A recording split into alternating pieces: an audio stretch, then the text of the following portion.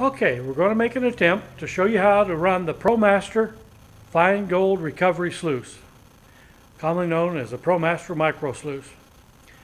When you put your assembly together, lay the matting in there first with the chevron riffles headed downward. Okay, then attach your spray bar, that piece there. Make sure the opening is forward or headed down the hill so the water comes out and runs down the matting. Now, there are two spring-loaded clamps, one on each side. That's the only thing you can disassemble.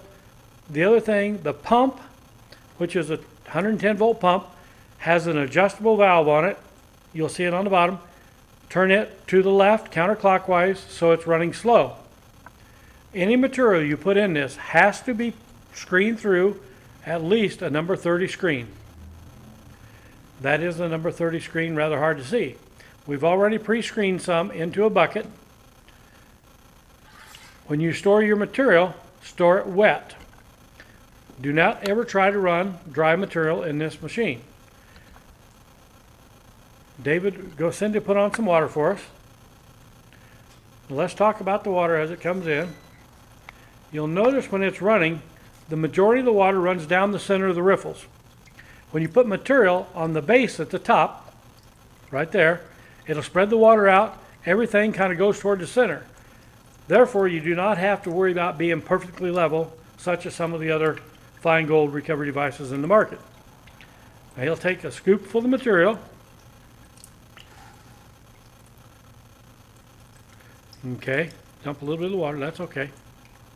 Bring it up, spray it, put it right there on that area where the landing is. Okay, add a little bit more material, get a little more in your scoop. Get some out of there.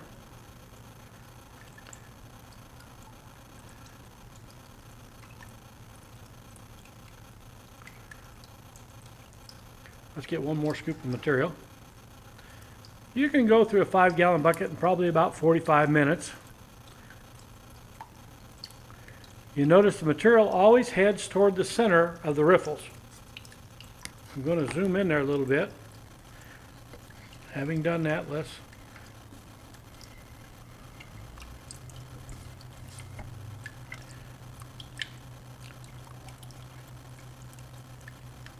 okay. Tried to get him to block a little bit of the sunlight. We're having a little issue with the sun here today. Nonetheless, you will notice, point out where the gold is laying there, David. See the gold, the fine gold? Now there will be some gold. These riffles are virtually called a California riffle, meaning they are recessed into the matting. They do not stick up like a standard riffle. As the material goes down, the gold being heavy drops down into those riffles and is trapped there. Once you have your material all ran, you can shut the water off.